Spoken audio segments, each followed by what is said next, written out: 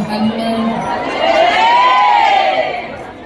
Bismillahirrahmanirrahim. Assalamualaikum warahmatullahi wabarakatuh. Ibu Hajar Tri Risma hari ini selaku calon Gubernur Jawa Timur nomor 23. Dan tak lupa pula rekan-rekan relawan pejuang kebaikan yang kami banggakan.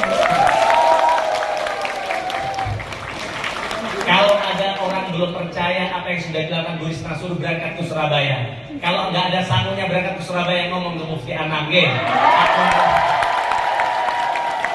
Saya tunjukkan satu-satu apa yang dilakukan Bu Risma selama memimpin kota Surabaya.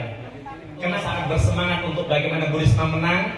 Karena kalau yang lain, mohon maaf, mungkin hanya sekedar bisa berjanji, hanya sekedar bisa bercerita.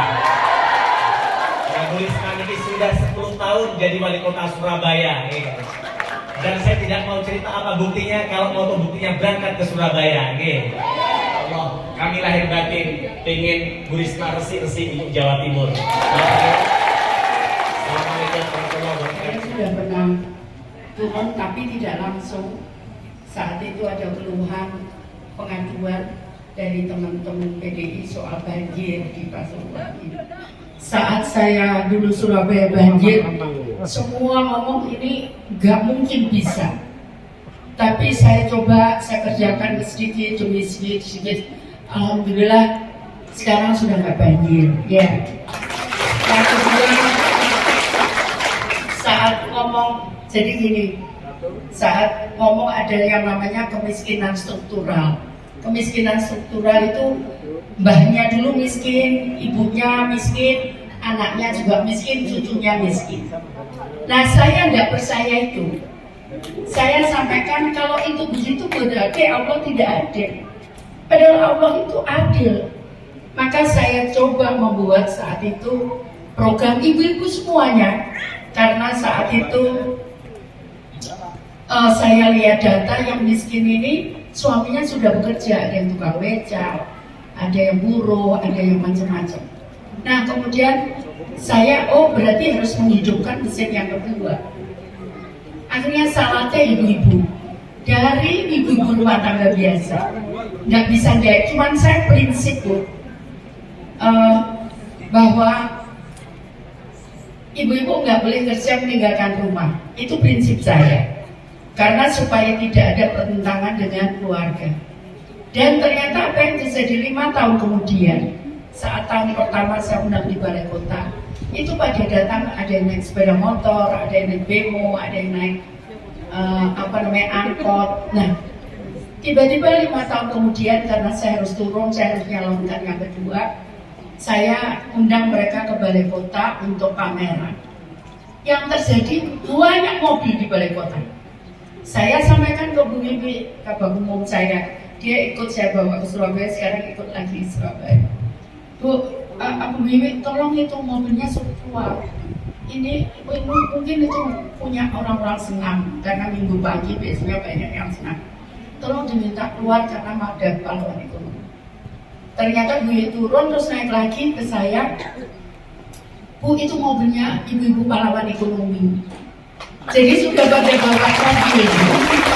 Artinya tadi bahwa kalau kemiskinan itu struktural itu yang kakeknya miskin, anaknya, mbahnya, terus kemudian cucunya itu miskin, itu bisa diselesaikan. Asal kita mau. Awalnya tahu dah. Kemarin sempat saya cerita begitu kan, waktu kalau nggak salah di Probolinggo apa di Situbondo, saya cerita ke ibu-ibu ini. Saya di BCI ada satu ibu yang saya minta suka, dia sudah berhasil, dia sudah bisa ekspor, dia sudah bisa, jadi produknya itu dijual di IKEA, produknya dijual di DIY, terus kemudian dijual di Informa. Dia misi saya, ibu tahu kok, jangankan mobilnya mas, tasnya tuh Hermes, gitu. Nah kemudian saya menjadi Menteri Sosial, saat itu ya mana mungkin bansos cuma 450.000 per bulan, itu paling banyak. Mana mungkin bisa keluar dari miskin. Akhirnya saya matur sama Pak Presiden, Pak, ini ada saya buat program ini. Ya dicoba aja di medsos kan. Saya coba, 1 tahun saya coba buat 40.000 orang keluar dari miskin. Jadi sudah nggak mau nerima bansos lagi karena pendapatannya sudah tinggi. Jadi karena itu ibu-ibu, saya senang kalau ketemu ibu-ibu begini Bu. Jadi kalau bisa dilatih, kenapa? Karena untuk segera mengeluarkan. Kalau itu terjadi, kalau penjenengan kayak ibu-ibu tadi ya, yang salate itu tiap tahun ada yang beli rumah. Tiap 2 miliar gitu. Karena ada yang keuntungannya sebulan itu bisa sampai 3 miliar. Sudah ada yang bisa ekspor Bu, sudah ada yang banyak yang sudah bisa ekspor. Nah, ada seorang ibu itu malah kalau lebaran itu jangankan penjenengan yang pesen kuenya, saya aja tidak bisa ditolak sama dia kalau terlambat pesen. Itu keuntungannya bisa sampai 6 miliar kalau lebaran, kan dia 2 bulan antara 2 sampai 3 miliar. Itu tiap tahun dia beli rumah, tiap tahun. Nah, akhirnya usaha rumah di Surabaya juga kayak kacang goreng itu. Kalau rumah seharga 1 miliar sampai 2 miliar itu ya sampai 2 hari habis dijual 1.000 rumah. Kenapa? Karena memang punya daya beli.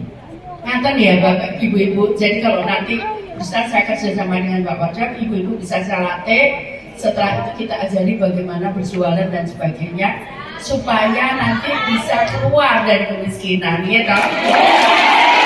Nah, yang ketiga itu SMK dan SMA gratis level itu. Pondok pesantren, tadi pondok pesantren saya UNI, karena banyak yang gurunya mohon maaf gajinya cuma kecil. Saya akan bantu untuk memberikan insentif. Oh banyak. Ya, guru Madin, guru RA, ya tahu. Insya Allah nanti saya akan bantu untuk insentif. Ya, jadi nanti saya keluarkan hibahnya gubernur.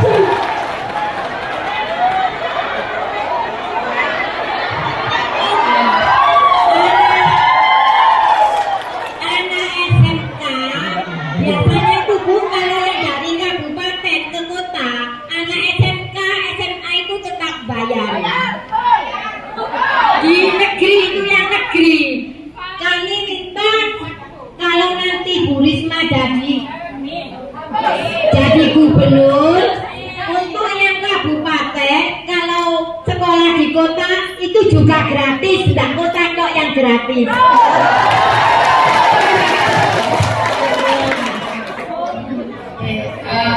Jadi yang pertama bansos itu dan PKH itu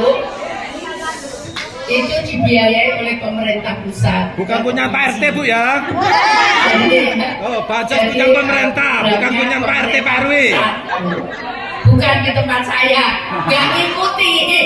Saya dipindah ke provinsi, nggak ngikuti gitu. Tapi program kita nanti ada karena saya ingin penjenengan lebih dari itu, maka yang kita bantu nanti usaha. Ya, kami akan bantu untuk tadi saya belajar dari ibu-ibu di Surabaya. Dulu ibu-ibu di Surabaya tuh ada yang pendapatannya cuma 100.000. Tadi yang Semanggi itu 100.000 sehari.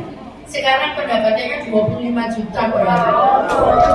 Jadi karena itu yang saya ajarkan supaya tangan kita nggak di bawah, supaya tangan kita di atas. Ya.